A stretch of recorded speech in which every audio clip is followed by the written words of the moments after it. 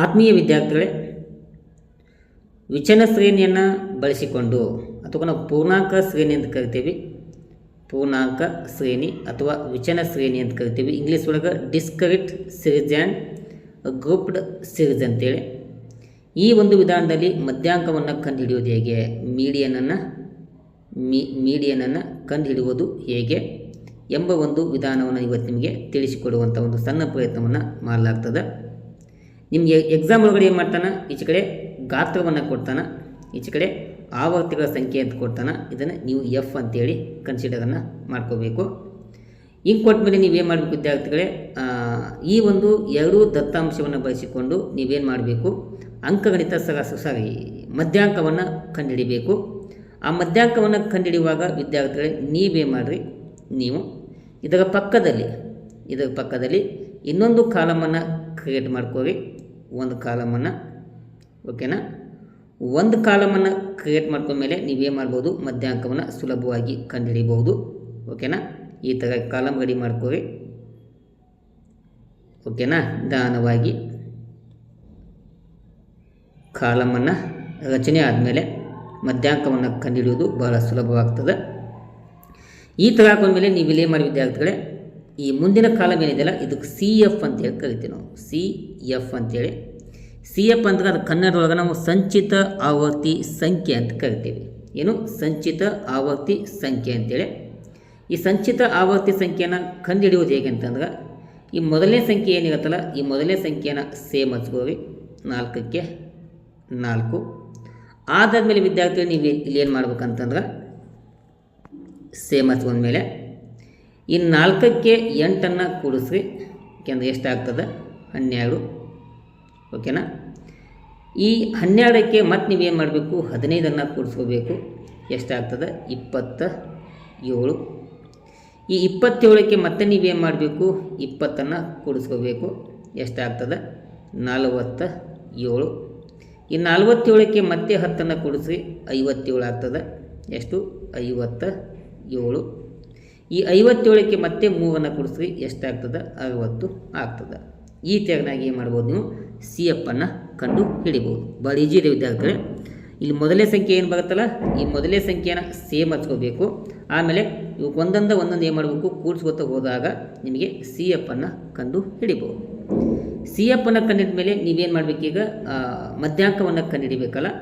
ಈ ಎಫ್ನ ಏನು ವ್ಯಾಲ್ಯೂ ಇದೆಯಲ್ಲ ಇದನ್ನೇನು ಮಾಡ್ಕೋರಿ, ಟೋಟಲ್ ಮಾಡ್ಕೋರಿ. ಎನ್ = ಇದೆಷ್ಟಾಗ್ತದೆ, 60 ಆಗ್ತದೆ. ಓಕೆನಾ, ಎನ್ ಅಂದರೆ ಎಷ್ಟಾಯಿತು, 60 ಆಯಿತು.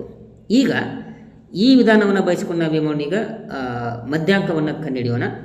ಮಧ್ಯಾಂಕವನ್ನು ಕಂಡುಹಿಡಿಯುವಂಥ ಸೂತ್ರ ಏನಿದೆ ವಿದ್ಯಾರ್ಥಿಗಳೇ, m =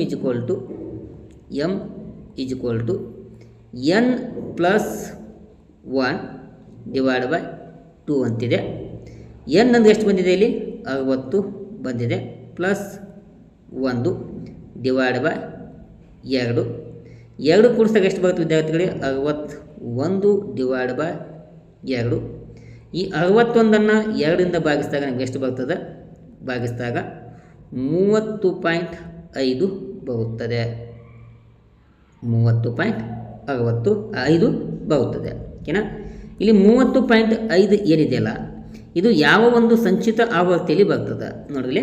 ಇಲ್ಲಿ 27 ಇದೆ, 27 ಆದಮೇಲೆ ಎಷ್ಟು ಬರ್ತದೆ, 30 ಬರ್ತದೆ. ಹೀಗಾಗಿ ಆ ಯಾವ ಆವರ್ತಿಯ ನಂತರ ಆ ಸಂಖ್ಯೆ ಬರುತ್ತಲ್ಲ ಆ ಕಾಲಮನ್ನು ನೀವೇನು ಮಾಡ್ಕೋಬೇಕು, ಈ ಥರ ಅಂಡರ್ಲೈನನ್ನು ಮಾಡ್ಕೋಬೇಕು. ಆ ಬಂದಂಥ ಇದರಲ್ಲಿ ಈ ಥರ ನೀವು ಅಂಡರ್ಲೈನನ್ನು ಮಾಡ್ಕೋಬೇಕು. ಮಾಡ್ಕೊಂಡ್ಮೇಲೆ ಅಲ್ಲಿ ಮಧ್ಯಾಂಕ ನೀವೇನು ಮಾಡಬೇಕಂತಂದ್ರೆ, ಆ ಏನು ನೀವು ಕಾಲ ಮಾಡ್ಕೋತೀರಲ್ಲ ಅದರಲ್ಲಿ ಗಾತ್ರದ ಸಂಖ್ಯೆ ಯಾವುದಿರುತ್ತಲ್ಲ ಈ ಗಾತ್ರದ ಸಂಖ್ಯೆ ಇಲ್ಲಿ ಎಮ್ ಅಂದರೆ ನಾವು ಸೆಲೆಕ್ಷನ್ ಮಾಡಿರುವಂಥ ಸಂಖ್ಯೆಯಲ್ಲಿ ಎಮ್ ಅಂದರೆ ಎಷ್ಟು ಬಂತು, 28 ಬರ್ತದೆ. 28 ಯಾಕೆ ತೊಗೊಂಡ್ರಿ, ಇಲ್ಲಿ ನೋಡಿ ವಿದ್ಯಾರ್ಥಿಗಳೇ, ಇಲ್ಲೇನು 30.5 ಬಂದಿದೆಯಲ್ಲ ಈ 30.5 ಸಂಚಿತ ಆವರ್ತಿಯಲ್ಲಿ ಯಾವ ಘಟಕದಲ್ಲಿ ಬರ್ತದೆ, ಇಲ್ಲಿ ನೋಡಿ ಇಲ್ಲಿ ಬರ್ತದೆ. 27ರಿಂದ 40, 27 ಆದಮೇಲೆ 30 ಬರ್ತದೆ. ಹೀಗಾಗಿ ಅದರ ನಂತರ ಸಂಖ್ಯೆಯನ್ನು ನಾವು ಸೆಲೆಕ್ಷನ್ ಮಾಡ್ಕೋಬೇಕು. ಹೀಗಾಗಿ ನಂತರ ಸಂಖ್ಯೆಯನ್ನು ಸೆಲೆಕ್ಷನ್ ಮಾಡಿಕೊಂಡಾಗ ಇಲ್ಲಿ 28 ಏನಿದೆಯಲ್ಲ ಈ 28 ಮತ್ತು 20ನ್ನು ಎರಡು ಈ ಥರ ನಾವು ರೌಂಡ್ ಅಪ್ ಮಾಡಿಕೊಂಡಾಗ ಅಲ್ಲಿ ಗಾತ್ರದ ಸಂಖ್ಯೆ ಯಾವುದಿರುತ್ತಲ್ಲ ಆ ಗಾತ್ರದ ಸಂಖ್ಯೆಯ ಇಲ್ಲಿ ಏನಾಗ್ತದೆ, ಮಧ್ಯಾಂಕ ಮಧ್ಯಾಂಕವಾಗುತ್ತದೆ. ಹೀಗಾಗಿ ಇಲ್ಲಿ ಕೊಟ್ಟಂಥ ಉದಾಹರಣೆಯಲ್ಲಿ ಮಧ್ಯಾಂಕ ಎಷ್ಟು ಬಂತು ವಿದ್ಯಾರ್ಥಿಗಳೇ? 28 ಬಂತು. ಈ ಥರ ಏನಾದರೂ ನಿಮ್ಮ ಎಕ್ಸಾಮ್ ಒಳಗೆ ಪೂರ್ಣಾಂಕ ಶ್ರೇಣಿ ಅಥವಾ ವಿಚನ ಆವರ್ತಿ ಶ್ರೇಣಿಯ ಮೂಲಕ ಮಧ್ಯಾಂಕವನ್ನು ಕಂಡುಹಿಡಿಯಂತಂದ್ರೆ ನೀವು ಈ ತೆರನಾಗಿ ಈ ಸೂತ್ರವನ್ನು ಬಳಸ್ಕೊಂಡು ನೀವೇನು ಮಾಡ್ಬೋದು? ಮಧ್ಯಾಂಕವನ್ನು ಸುಲಭವಾಗಿ ಕಂಡು ಹಿಡಿಬೋದು. ಓಕೆನಾ? ಇದು ನೀವು ಮ್ಯಾಕ್ಸಿಮಮ್ ಎಕ್ಸಾಮ್ ಒಳಗೆ ಏನು ಮಾಡ್ತಾನೆ 5 ಅಂಕದ ಪ್ರಶ್ನೆಯಾಗಿ ಕೇಳುವಂಥ ಸಂಭವ ಇರ್ತದೆ. ಎಷ್ಟು ಅಂಕ ರೀ? 5 ಅಂಕ.